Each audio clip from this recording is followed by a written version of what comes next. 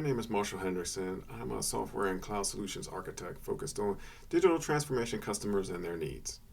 In this video, we'll be discussing an aspect of startup mindset and culture in high compliance enterprises, becoming a change resilient organization. Now, on a personal level, I think we all know that doing what's familiar is easy and comfortable, and sometimes, oftentimes even, the marketplace rewards us for that. However, it can also be the case that we lapse into complacency and worse. But before I get into the major techniques I'd like to share, let's get a couple of definitions out of the way first. Transformation and innovation. What are they? Unfortunately, in the literature, transformational and innovation are used somewhat interchangeably. Transformational is innovative and innovative is transformational. So we're going to have to sidestep that for now and focus specifically on digital transformation and digital innovation and how they exist on a spectrum. Both of these are key to most, if not all, companies and organizations. Granted, some companies are more focused on providing value to established techniques and offerings. Perhaps we could take the automotive industry, focusing on the traditional big names such as General Motors, Toyota, or Volkswagen. Until very recently, aspects of their core business model remain very much the same. The way they make cars, their relationship to dealerships, etc. They have certainly evolved over the years and decades in manufacturing, sourcing, excellence, consumer reports, quality measures notwithstanding. There have been innovations, of course, such as ABS and traction control, and more recent developments such as backup cameras and lane departure warning system. Whereas on the innovation end of the spectrum, Tesla is a prime present-day example of a complete disruptor and innovator. From their business model in terms of their departure from the dealership approach to large-scale battery-powered vehicles, and even their promising, though difficult, efforts with full self-driving vehicles, which has lit an innovation fire of urgency under the other large automotive industry stalwarts. And so one implication is that from a time and financial investments perspective, much of your business will be focused on digital transformation activities that enable you to invest in digital innovation products and services. Now, by way of visualization, Mercedes-Benz commissioned a commercial around 2020 that I think is a great visualization for the complexity and skill required from the business leader vision perspective through to the execution across your business and its ability to deliver on that vision. In the commercial, it's a man driving down a highway in a 1990 C-Class, and for the purposes of this discussion, you are the driver, and the car represents your business or your team, or at a personal level, even you in your own personal development. The road and other vehicles are various other practical realities and demands on your efforts, competition, growth, etc. And your coordination and product management staff and engineering teams collaborate together to evolve your business, product or services, or again, even you, to this new modern state, all while you continue to conduct business that enables you to afford and survive and thrive to see the evolution in the first place. Even your functional groups had to evolve and upskill in this scenario to become change resilient, or to use Nassim Taleb's word and definition, anti-fragile. Quote, anti-fragility is beyond resilience and robustness. The resilient resists shocks and stays the same. The anti-fragile gets better, end quote. This is especially apropos in the cybersecurity realm. And so what I admire about the concept in the video is that it captures the spirit of change resilience in a VUCA dynamic operational environment.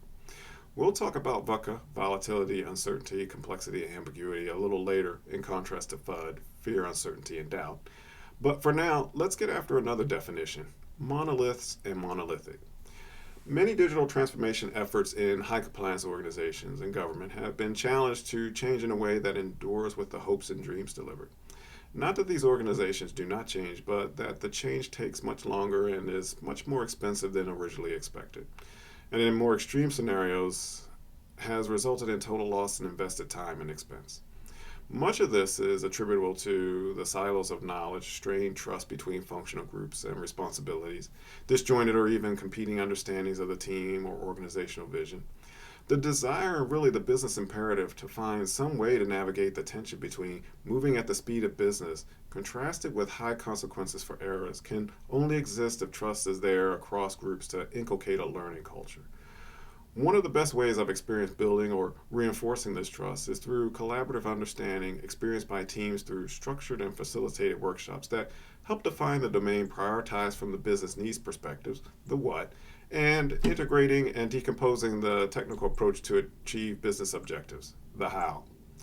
The book Monolithic Transformation by Michael Coate is a great foundational guide to concepts such as small batch thinking and user-centric design.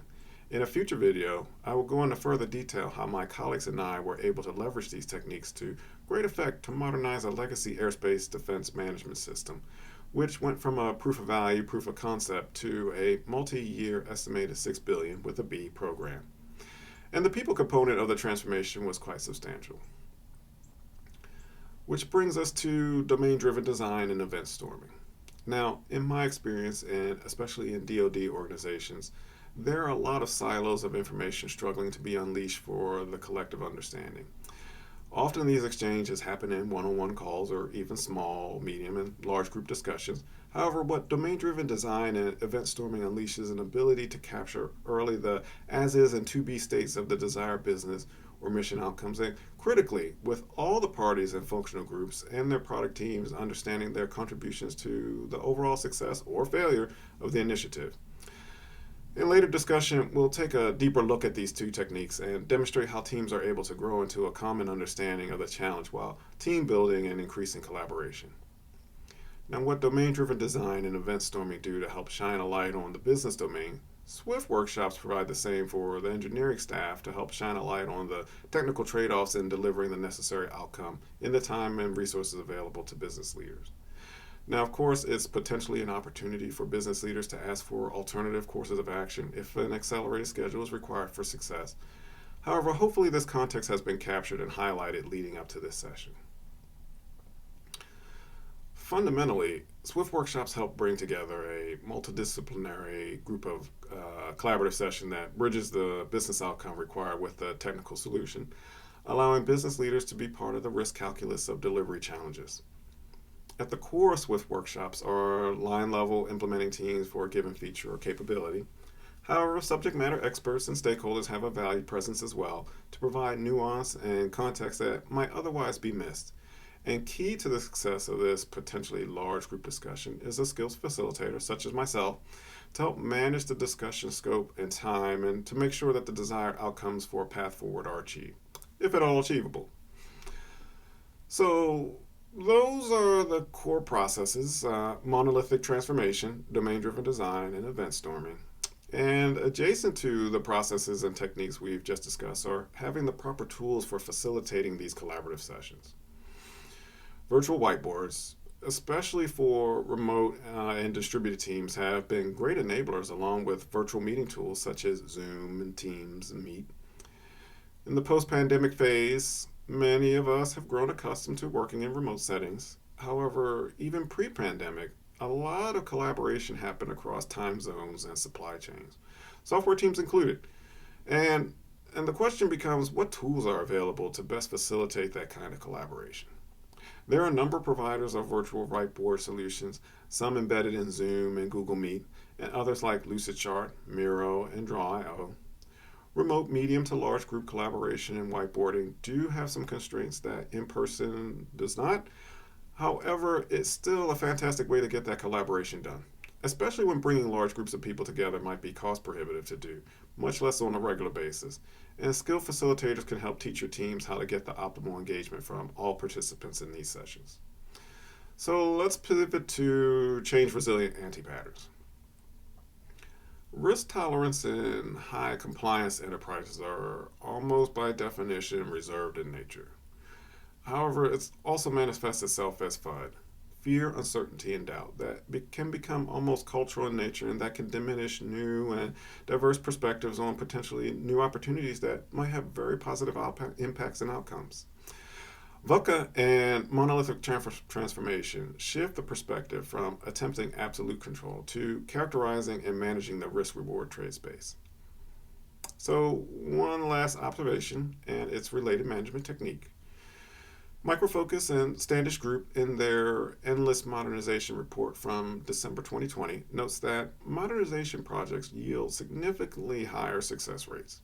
Specifically, companies replacing a software application and starting from scratch had only a 26% success and 20% failure ratio, as opposed to a 71% success and 1% failure ratio for teams choosing to modernize an existing application rather than fully replacing it. The application transformation service offering acknowledges this report's conclusion and are short renewable engagements that AppTx partners such as Rise8 provide to help your team overcome FUD and embrace VUCA.